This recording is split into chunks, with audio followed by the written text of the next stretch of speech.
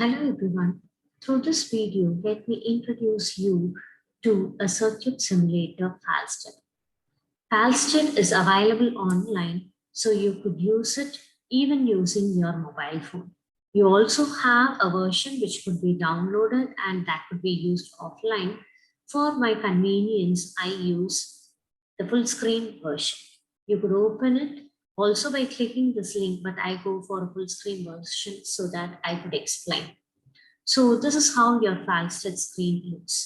So you have here options to draw, have scope, and other options are available. So this is the canvas where you draw the circuit. And as you draw the circuit, you could also get waveforms and analyze the circuit, or you could also use a slider option in order to vary the value of resistance. So make a note, look at this value. So as I move the slider, the value of resistance varies, right? So you could use the slider option in order to study how my circuit is going to behave.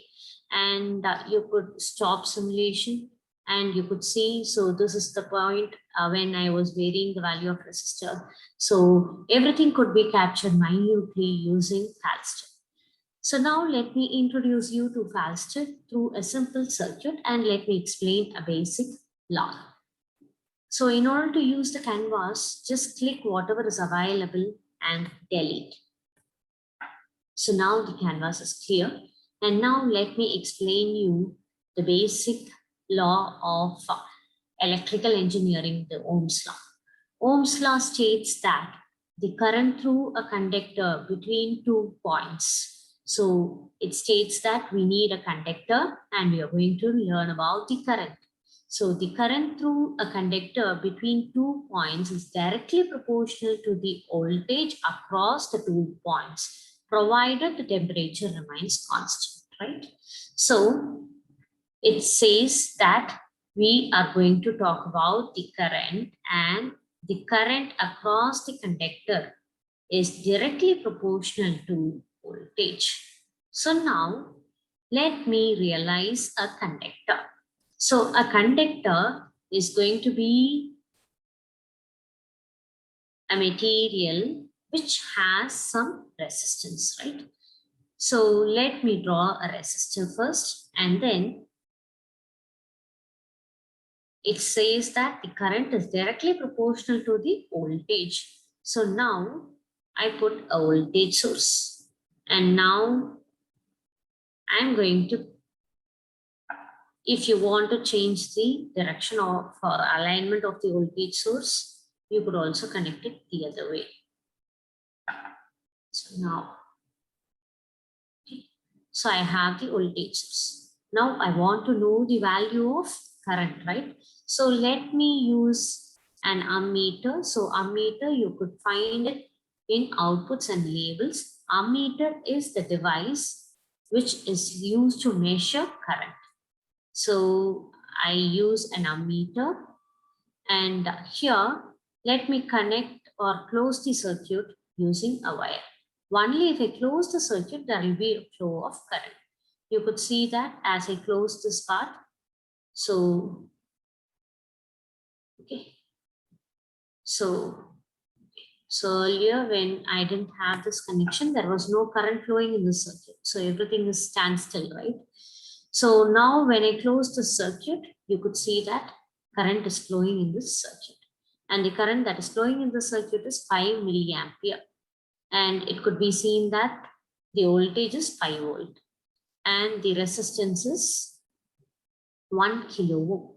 Now, let me talk about Ohm's law in detail. In order to explain Ohm's law, let me use a slider. So now I select the voltage source, so it would be seen as it turns blue. So now I right click on the voltage source and I have the slider option. So I want to vary the value of voltage, so put a tick mark there. By default, there is few values, minimum and maximum values appear, and I just have it as such, and I click OK. Now let me tabulate, and as I vary, let me tabulate and see whatever value is updated. So first we had the voltage and current values, And in order to see the value of voltage, let me also add a test point. So adding a test point, I'll get the value of voltage. So as you could see here, the value of voltage is 5. So when the voltage is 5 volt, the value of current seen is 5 milliampere. And now let me vary the voltage. So now the voltage is increased to 160 volt. So when the value of voltage is 160 volt,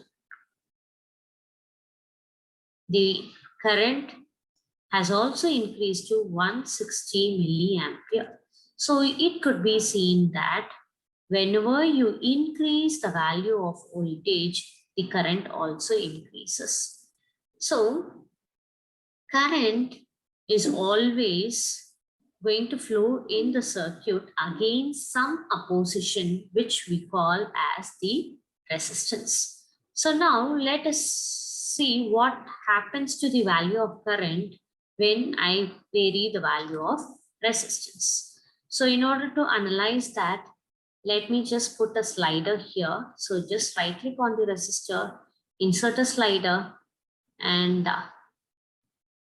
just apply and click OK. So here I have a slider for the resistance. So now what happens is I'm varying the resistance. So the resistance value is now varied. So 350. What happens to the value of current? It is now 458 milliampere. And now let me take another try. Let me increase the value of resistance. So as I increase the value of resistance, now the resistance has become 610 ohm.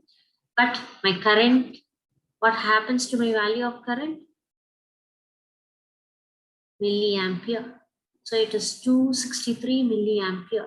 So as I increase my value of resistance, the value of current decreases. So I could say that as you increase the value of resistance, there is some inverse proportionality, right?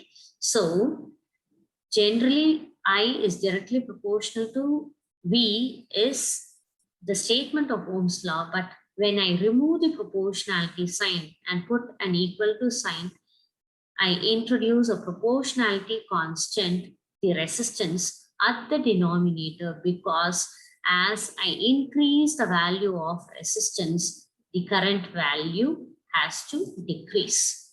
So this simple circuit is now used to explain Ohm's law. Once again, let me recollect the statement of Ohm's law. Ohm's law states that the current through the conductor between 2 points is directly proportional to the voltage across the 2 points, provided the temperature remains constant. So thank you all for actively listening, and use Fallstadt and find circuits to be simplified. Thank you all.